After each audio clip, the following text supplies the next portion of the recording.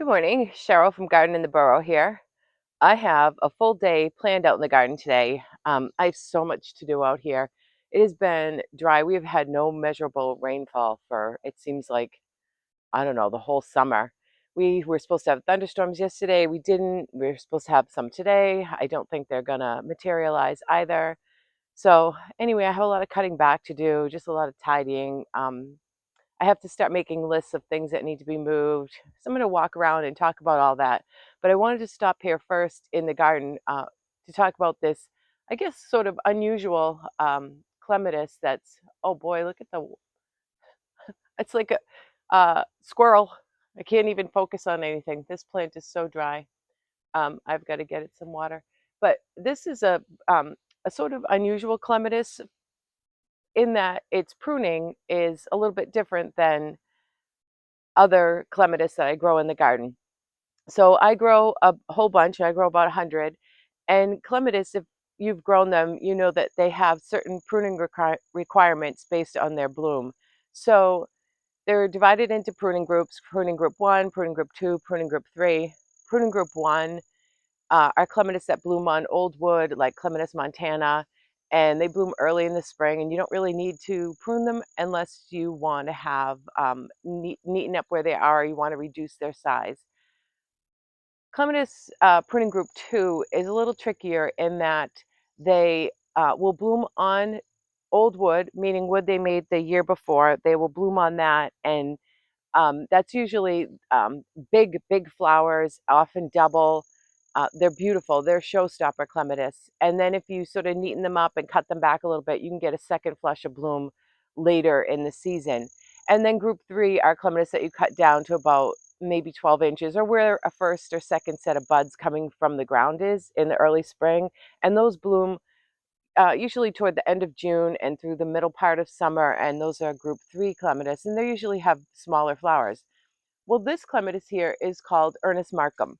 And Ernest Markham sort of straddles two groups. So Ernest Markham and I are old friends. He has been growing in this garden pretty much since I had a garden. Not in this particular location. He's moved a few times, but anyway, here he is now. And initially, I was trying to always grow this clematis as a group 2 because it will flower early and it's beautiful.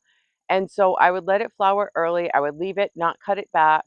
I would let it flower early and then hope for late season blooms. Well, what happened with it when I was doing that is terrible things. This clematis, and I'm going to try and pull a leaf. You can't really see from where the camera is.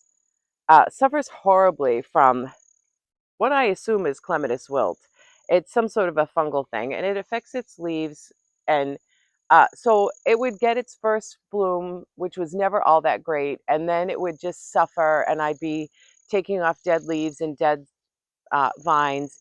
And then a few years ago, I was reading up on how people treat this clematis in their garden, and I read a great resource is Clematis on the Web. So if you just Google Clematis on the Web, that's maintained by the International Clematis Society, and you can do Clematis A to Z, and it will tell you different pruning instructions for different varieties, colors, all sorts of things. Great source of very accurate information.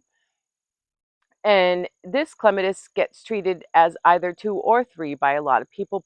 Actually prefer to treat it as a type 3, cutting it back. And so that's just a learning curve of having something growing in your garden for a long time and learning how to have it perform best. So maybe 4 years ago or so, maybe, I don't even know how long, I started cutting this clematis right back to the ground, right early spring. So what I will tell you about that is that this clematis is slow to get growing when you do that. So even being treated like all my other clematis and getting the same kind of fertilizer and water and everything, it still emerges pretty slow.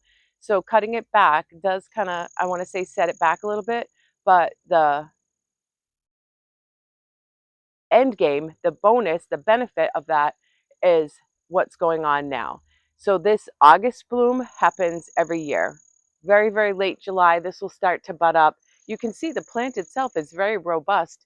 It's covering quite a bit of real estate down in where I am.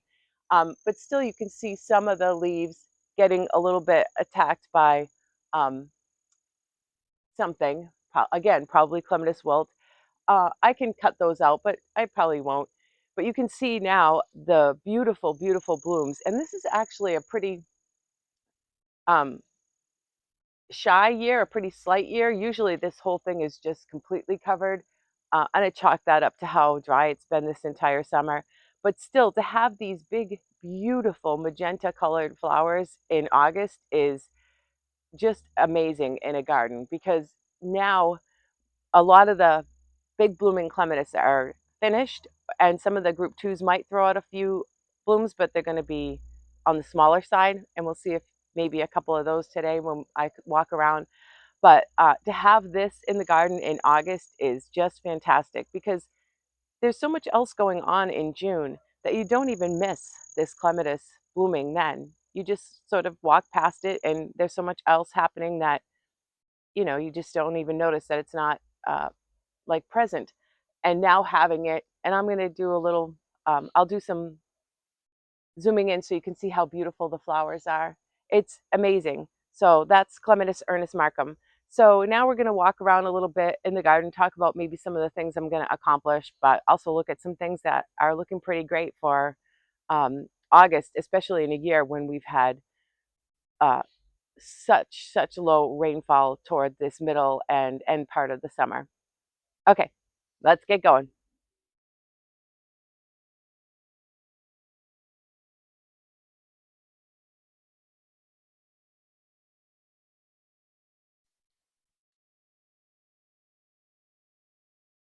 So what has to happen in this garden is a lot of cutting back. So if you just look at it from a distance, you see the white David phlox, which looks great. It suffered from spider mites earlier, and I did do a lot of cutting back of the ones that were affected the most, again, because of lack of rain. And you can see there's a geranium in there that needs cutting back, and that's just because it's done for the season. But some of the roses are coming back into bloom. That's in the screen right there, that's quietness. That still looks good. And then this rose. This rose is Oh So Easy Fragrance Spreader right here. And this thing just keeps going and going and going and going and going. And how pretty. These simple little blooms in clusters. This thing's been going since early June.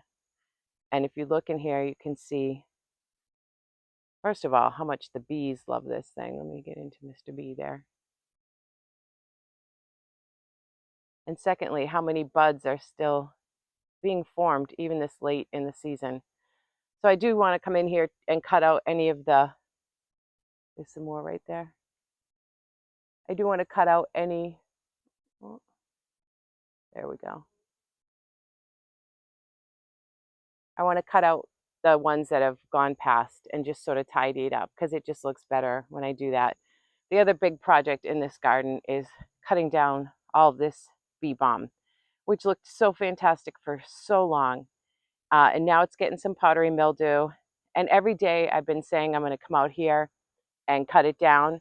And then when I come out, I can see how many bees are still all over it. I don't know if you can see any right now. I can hear them and I can see them. And they're still coming to visit this plant so much that I keep saying I'll give it one more week, one more week. So maybe, I'm not sure if I'll get that done today, again, because it is just covered in so many bees. But what's going to be blooming in this garden is this sedum, and there's a bunch of sedum in here, and that will sort of be oops, I got my camera stuck on something. That will sort of be what's the highlight of this garden. So I've got to get that out of there because it really is very distracting to the rest of the garden. Up in the corner there, that's Rosa rugosa, that's Rosa de la Haye. Super fragrant. I don't love the way it blooms, but uh, it does have a wonderful fragrance.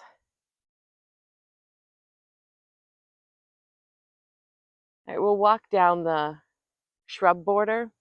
This is the multi-season interest shrub border. And there's something in here going on all the time. And right now, what's going on is the summer sweet, the Clethra alnifolia. And this one growing here under the shade of this river birch is ruby spice. Intensely fragrant. Hummingbirds love it. Also, really whimsical little bottle brush flowers. Really cute. So that's sort of in and throughout this garden. The limelight hydrangea has just started. I grow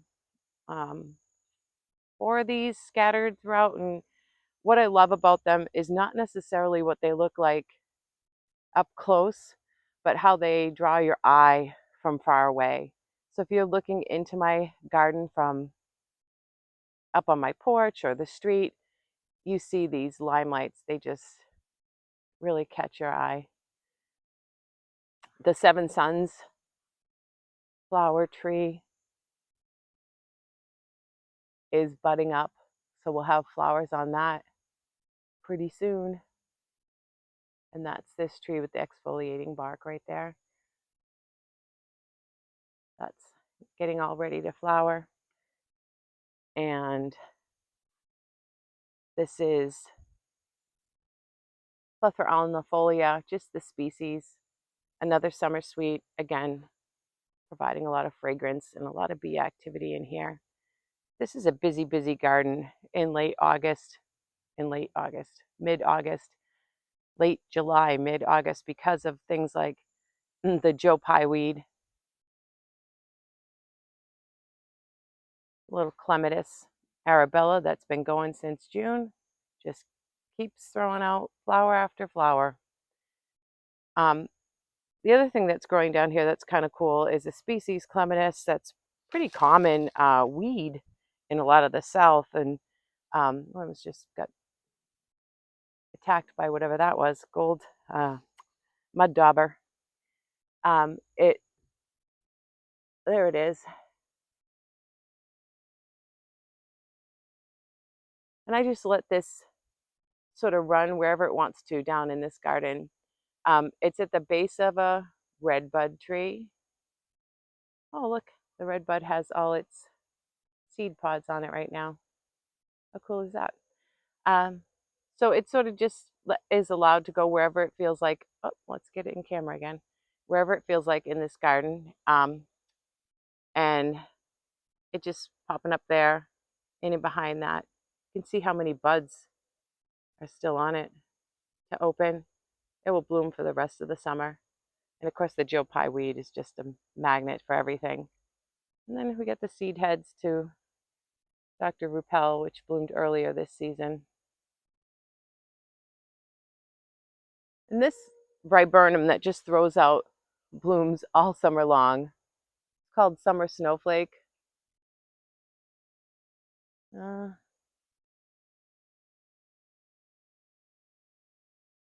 Those are all gone past, but there's some that are still blooming in here. I wish this viburnum was in a different location. It's way too big to move. There's no way for me to get it out of here, especially since it's planted right at the base. Oh, I'm not even getting it in camera. There it is. It's right at the base of my fence. So there's no way I'm going to be able to move it. Oh, and there's some more Clematis virginiana in there. So it's a pretty viburnum. It's just down here where no one can see it. All right, and that's this little side garden. I don't really have too much to do in here this time of year, which is nice. So I can just walk by. There's a couple perennials in here that I'll cut back. And basically, this garden is woody plants. There's some more of the ruby spice, summer sweet, and limelight. All right, easy garden that doesn't need much, but there's plenty of work in other areas. So let's keep walking. Because I spent so much time in this garden earlier in the season, all I need to do right now is just keep up on watering and making sure everything that I transplanted stays alive. But let's check in on this container. Look how beautiful it's doing. These aren't the biggest hibiscus flowers. They're not what you would call like dinner plate size, more like a salad. But they're beautiful. I think this is called cookies and cream, that dark foliage. And you can see this from my house windows because it's so bright.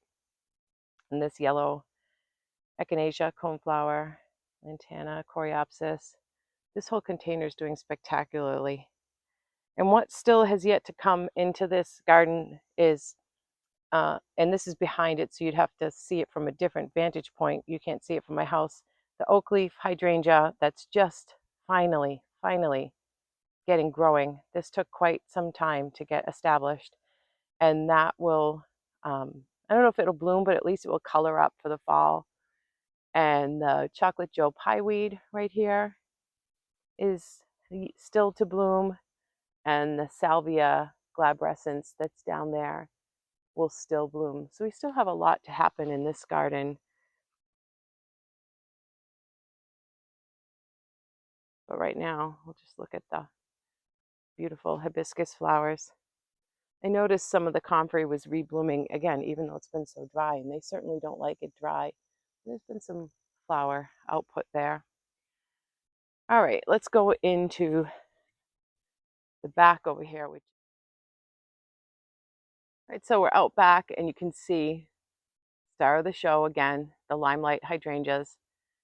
The one that's in sun has much bigger flowers than the one that's in the shade back there, but they still both look beautiful, especially next to that 9-bark. That all looks fantastic. Other than coming in here to hand water a few things, including my lilac tree. I'm trying to get it growing better. See the trumpet vine still blooming. I have to cut all of these daylilies back. That there's no water back here, no irrigation, and they are pretty sad. Even that's mountain mint right there, and it even hates how dry it is back here. That's another variety of paniculata hydrangea. I want to say it's something like strawberry vanilla or vanilla. It has strawberry in the name. I'll look it up. But it never flowers all that well, although it's budded up quite well this year. There are buds all on the bottom, and the ones on the top are starting to open. So maybe this will be the year I finally get to see what it truly looks like. Because most years it's just been kind of a disappointment. Back here, again, I'm not going to do too much work back here today other than cutting back daylilies. You can see fried foliage everywhere. This is Rosa, Captain Sam Holland. He looks like he's been through the war. Although they're still he's still throwing out flowers. They're just certainly not. That's what they look like. The bees do love this one. All right, let's go to the side garden. All right, on our way to keep peeking at things that are really beautiful in the garden, we're going to look at something that's just sort of getting itself going. I'm so bad with the camera. I started these double form Gaillardia from Baker Seeds. Look how, oh, look how sweet.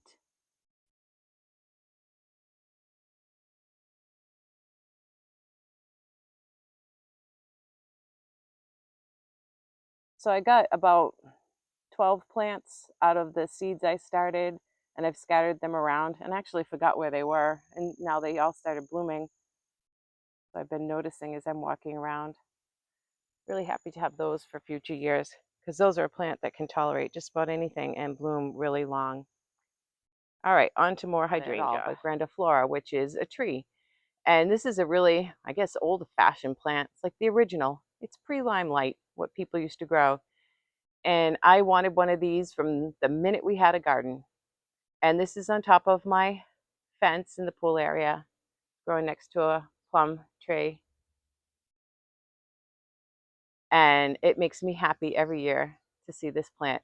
I actually just cut a really large branch off this the other day because it was interfering with the irrigation on the other side.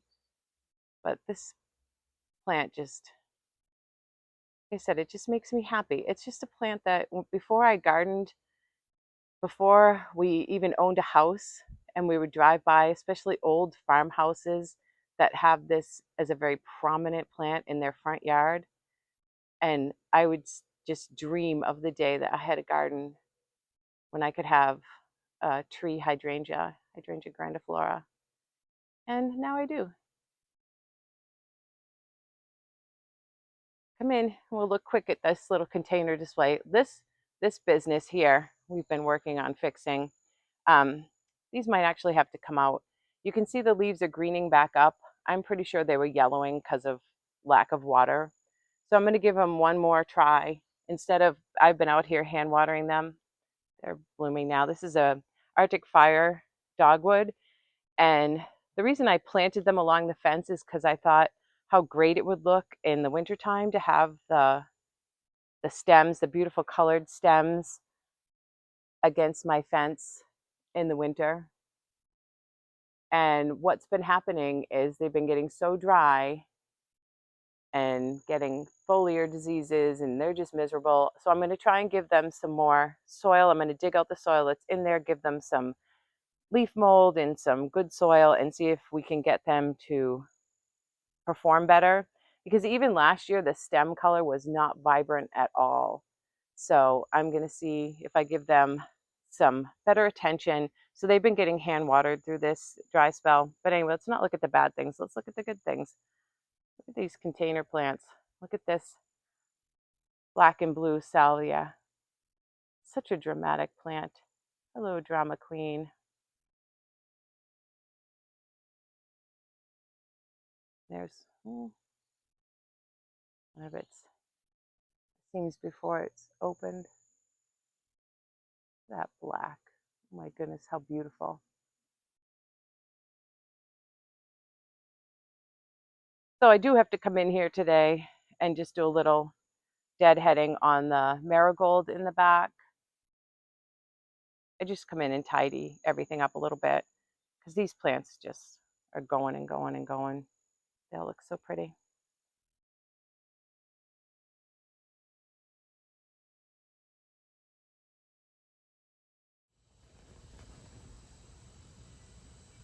Last little peek at this panicle hydrangea.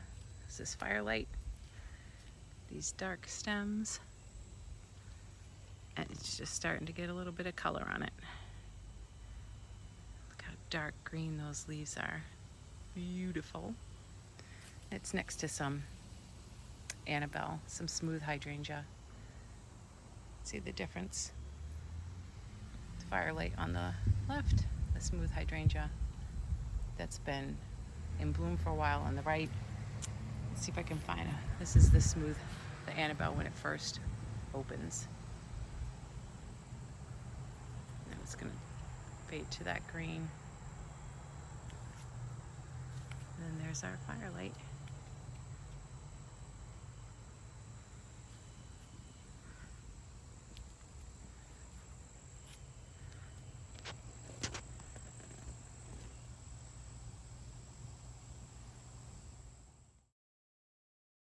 Stop in this little garden to see this salvia that I cut back to the ground is already completely reformed into a beautiful plant that's blooming again. And there's the one that I didn't cut back. Still blooming machine. There's still so many buds. What a valuable plant this is to the garden. I have a dahlia in here that hasn't gotten flowering yet. I'm hoping soon.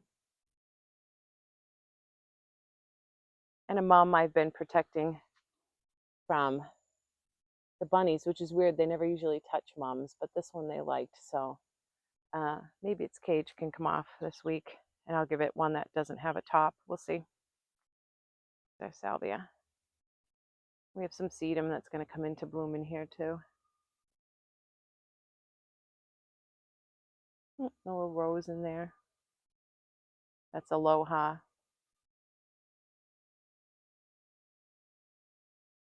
So I don't really have to do anything in this garden, so that's nice. It's nice to walk by a garden and not think I really need to get in there. Right. Look at two native plants that are pretty prominent in the late season garden. And this is a mountain mint. This is Pilosum, I think. Hairy mountain mint. And I love how this plant almost glows in an area where the light is dim. I wouldn't plant this in just any old garden. This thing seeds everywhere. It does spread around. Plant with caution, I would say, on this one.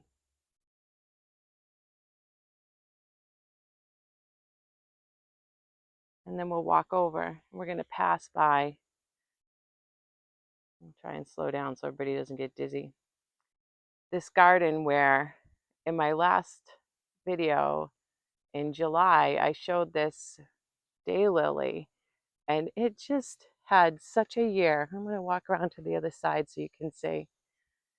It had such a year. Today might actually be its last day.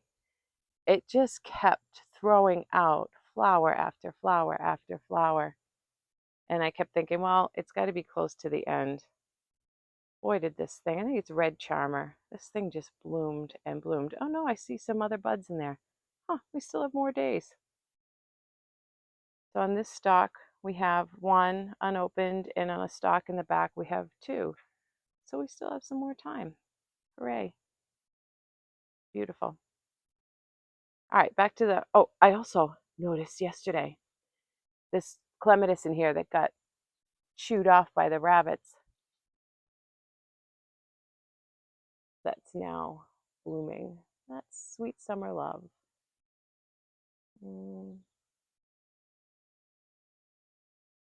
It got bitten right to the ground and it sent out a new stalk. Oh, I can deadhead these hydrangea flowers, I guess, if I wanted to find some work. Look, see, we're about maybe 20 feet from that mountain mint. See the interloper in there? You got to be careful with that plant. Just don't plant it anywhere. All right, let's spin. Sorry for the spinning. I could turn the camera off, but then I have to re-edit everything. All right, so here we go. This is the other native plant I wanted to show you. It's very, I think it's an ugly plant, let's be honest. It just keeps throwing out these flowers on top of flowers on top of flowers. There's one that doesn't look too bad right now. So it'll just keep growing another top, another top, another top. Bees love it. And this is horse mint or Monarda punctata. This is another plant I let itself seed around, and it will.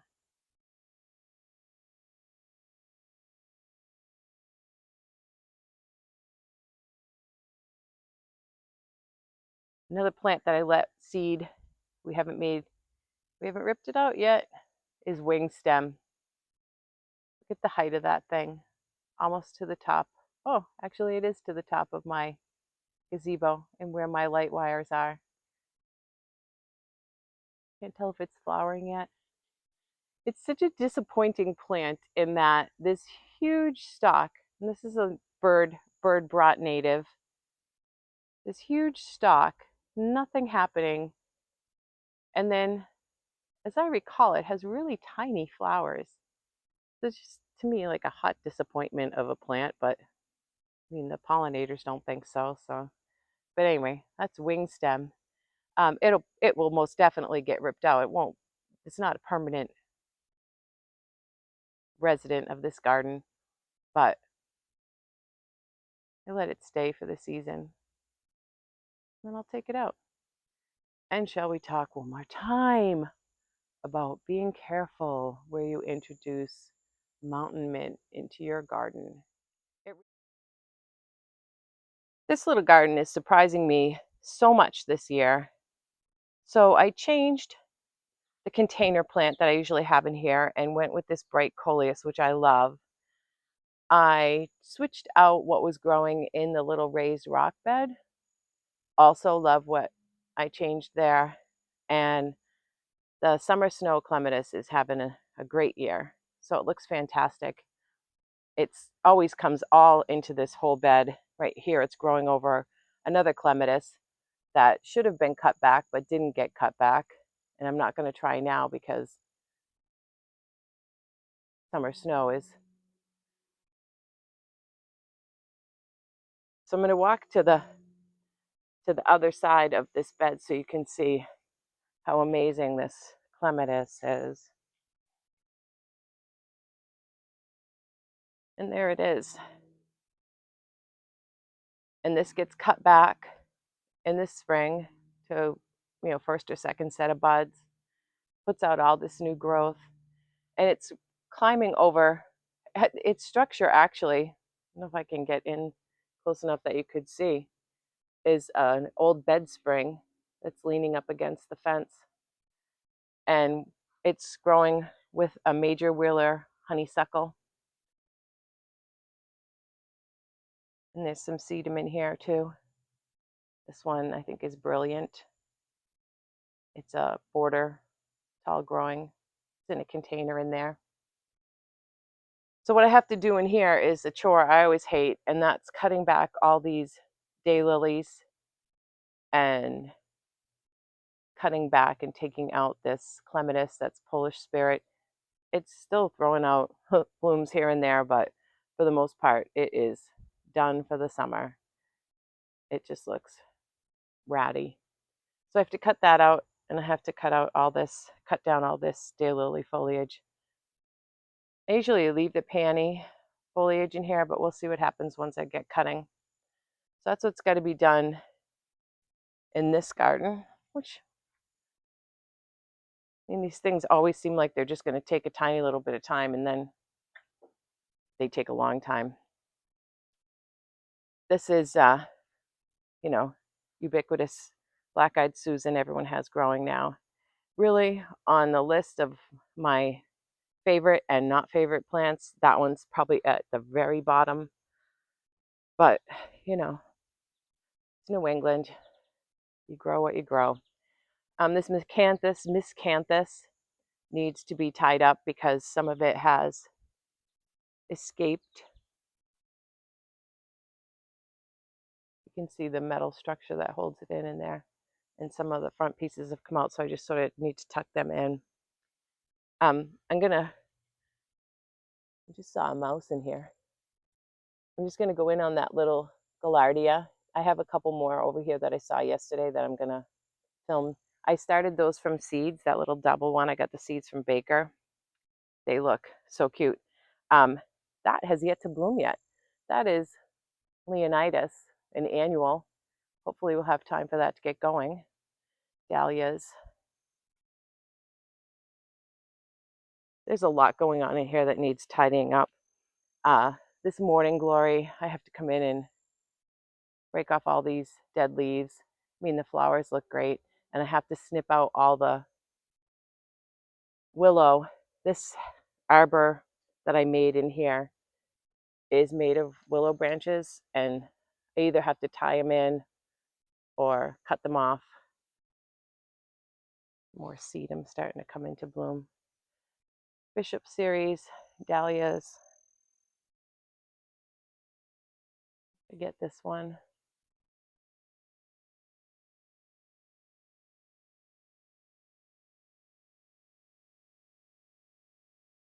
And of course the cut leaf. Rudbeckia, cutleaf Rudbeckia, Rudbeckia lanciniata hortensia, golden glows.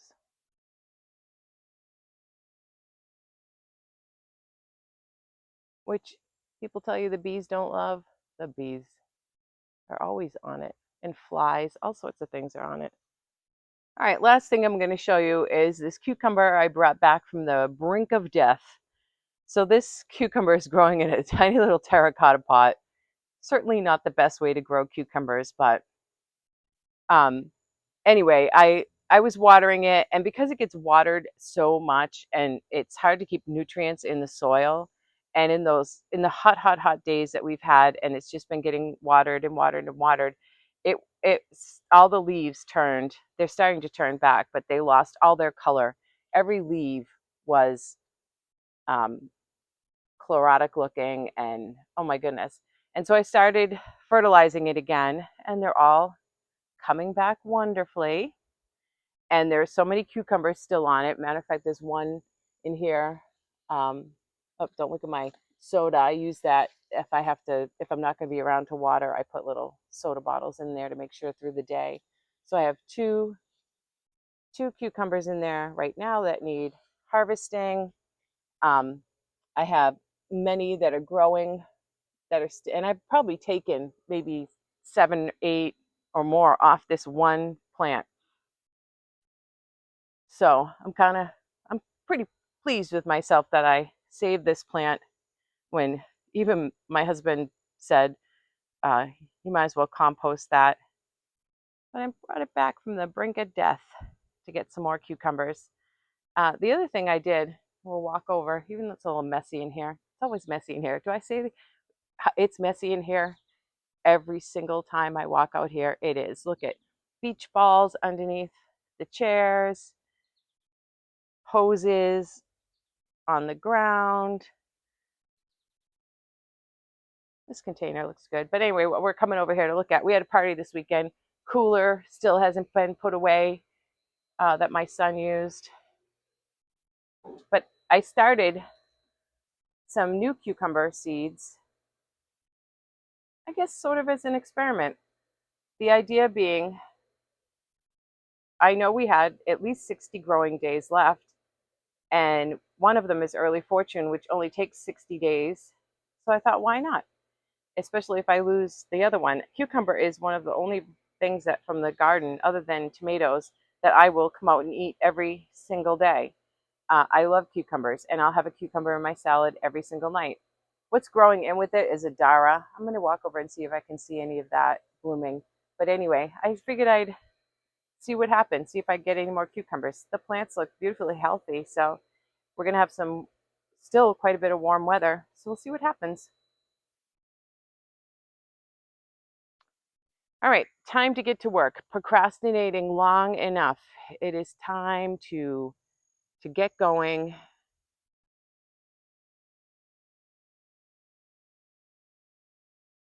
Before the day gets too oppressively hot. Happy gardening. So I'm sitting here out on the porch next to Clematis Betty Corning. This Clematis is amazing. You can see how it's still forming new buds everywhere. Also, its seed heads are formed. And there's a flower that's just opening. And I'm sitting right next to where Ernest Markham grows up the back of the trellis. So this is where that porch is. And the reason I'm out here and not in the garden anymore is because right when I started to work, I got stung on my foot by a honeybee. And I am most definitely allergic to honeybees, and I've taken my antihistamine, and I'm gonna just sit here and wait and make sure that took care of it. I have my EpiPen at the ready, but I cannot be out in the garden now for the rest of the day because there's always a risk of getting stung in a garden that's made for all sorts of insect habitat because there are so many insects. So we have, hornets, wasps, bees, you name it. We've even had honeybees make hives in some of our wooden planters. So it's not an easy place to be if you're allergic to bees. But anyway, so I'm gonna sit here and I'm just gonna enjoy a little bit of downtime, maybe a little Benadryl nap, we'll see. But I hope you get to spend the day in the garden.